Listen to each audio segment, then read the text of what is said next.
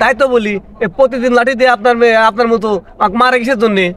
আরে আমার মেয়ে প্রতিদিন লাঠিতে পিটাই কিসের জন্য? প্রত্যেকদিন রাত্রেবেলা বিছানায় পেশাব করি এই জন্য। শ্বশুর বাজার, হ্যাঁ আপনার হাতে কি? ওরে মনে তো নাই। পিঠা গো পিঠা, তোমার শাড়ি নিজ হাতে বানাইছে।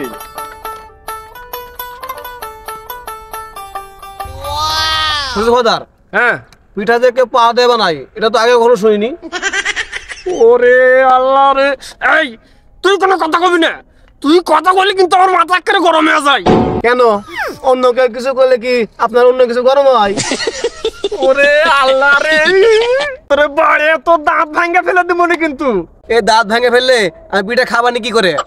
ওরে আল্লাহ রে, তুই চুপ থাক রে বাবা, তুই চুপ থাক। হ্যাঁ শ্বশুর বাজার, হ্যাঁ কি দিয়ে পিঠা বানাইছে? আরে পিঠে চাউলের গুঁড়ে দা বানাইছে, চাউলের গুঁড়ে। চাউলের গুঁড়ায় পিঠা যদি এত মজা হয়, না জানি চাউলের গুঁড়া কত মজা। এই শালাই তোরে জামাই, তোর কি কোনোদিন বুদ্ধি শুদ্ধি হবে না? বুদ্ধি হবে কেমন করে? আমার বাসায় কোনদিন চোর আইছিল নাকি? ওরে আল্লাহ, এই চোরের সাথে বুদ্ধির কি সম্পর্ক? কেন আপনি জানেন না চোর পালালে বুদ্ধি বাড়ে? চোর আসবে, চুরি করে নিয়ে পালাবে, তারপরে তোমার বুদ্ধি বাড়বে। এই তোরে যে আখ খাওয়ার জন্য টাকা দিছি, তুই কি আখ খাইছস? বাজারে গেছিলাম, আখ পাই নাই, ওই আখের গুড়ের মটকা কিনে খাইছি।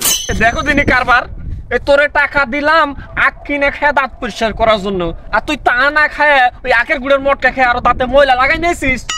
এই তোকে কিন্তু একটা বাড়ে আমি একটা শেষ করে দেবো। খালি আমার দোষ না? খালি আমারই দোষ, আমারই দোষ। হ্যাঁ এই শ্বশুর বাজার, হ্যাঁ এই আমার বউ দেখতে কার মতো হয়েছে? হ্যাঁ আমার মতো হয়েছে।